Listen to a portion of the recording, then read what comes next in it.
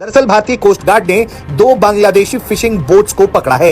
ये काफी बड़े बोट्स थे और इसमें तकरीबन 78 मछुआरे भी शामिल थे, जिन्हें भारतीय जल क्षेत्र में प्रवेश करने पर पकड़ा गया है। इसके बाद भारतीय कोस्ट गार्ड के जहाज ने इन 2 जहाजों को इंटरसेप्ट किया और फिर इन्हें घेर लिया।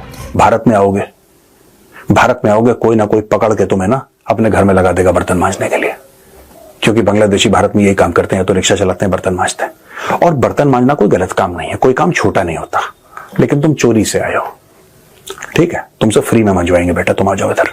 मुझे देखिए ऐसा लगता है कि बांग्लादेश में जितने भी हिंदू हैं उनको अपने घर में सुअर पालना चाहिए और सुअर का दांत अपने घर के सामने लगा देना चाहिए। मुसलमान ऐसे ही नहीं एंटर करेगा, कम से कम यहाँ से शुरुआत तो करे बांग्लादेश, एक शुरुआत तो करके देखे। आज जो बांग्लादेश और पाकिस्तान मिल गए जो ये चाह रहे हैं कि भाई इंडिया के ऊपर हम बम फेंक देंगे, हम किसी को बर्बाद करने की सोचते हुए कभी कामयाब हो सकते हैं? मुझे बस इतना बताएं। नहीं सर, नहीं, आपको लगता है कि मैं किसी को बर्बाद करने का सोचूंगा और कामयाब हो जाऊंगा? और अगर ये आ गया ना मोहम्मद यूनुस, तुझे तो मैं अपने घर में बर्तन मंजवाऊंगा, देख लेना नोएडा में, तेरे गले में पट्टा डाल के, तेरे आगे टॉमी लिख के, और तुझसे अपने घर में ना पोछा लगवाऊंगा, बर्तन मंजवाऊंगा, क्योंकि तू और तेरे देश की यही औकात है।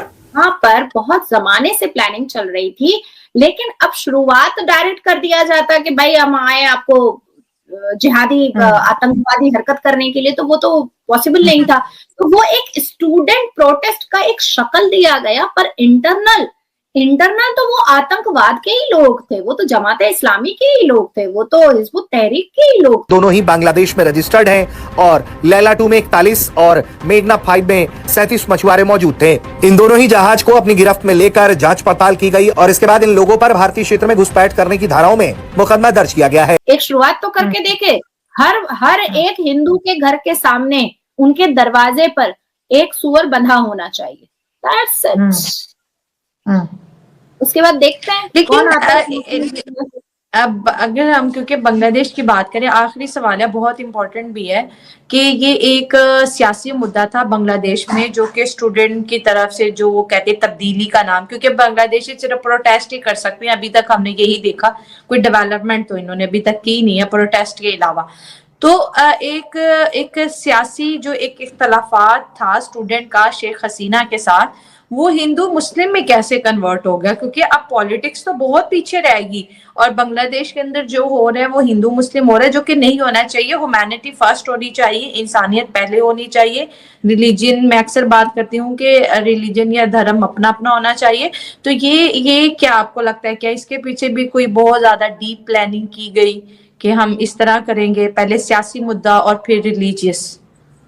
नहीं, सियासी मुद्दा तो एक रंग दिया गया था, एक्चुअली में ये रिलीजियस मुद्दा ही था और पिछले 8-9 साल से इसकी तैयारी चल रही थी।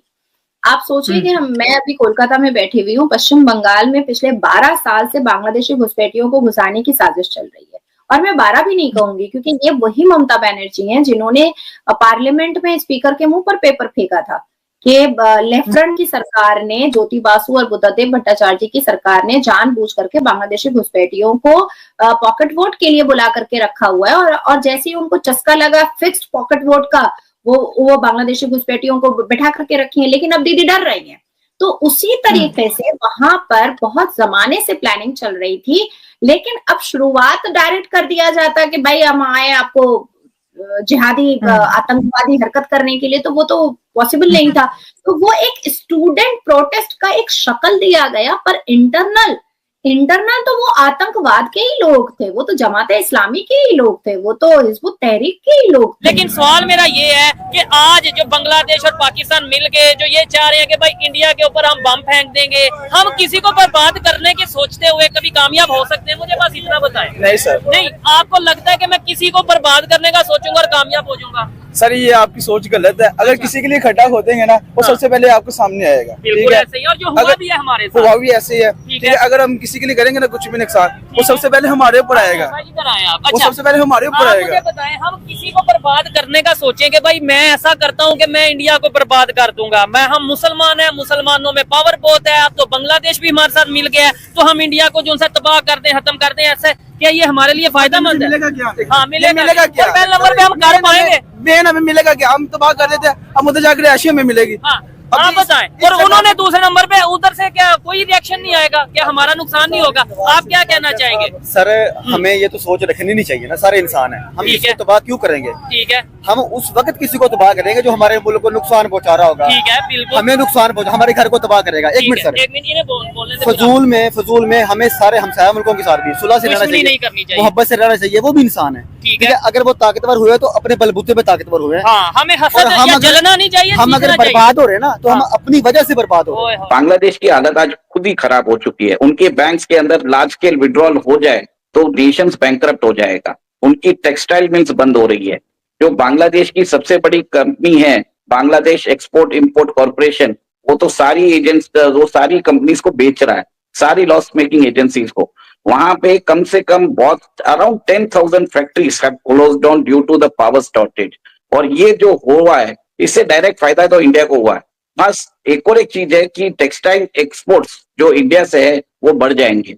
सेकेंड, सिक्योरिटी चैलेंज तो डेफिनेटली है, वो हमेशा ही रहा है, पर फेंसिंग का काम चालू हो चुका है।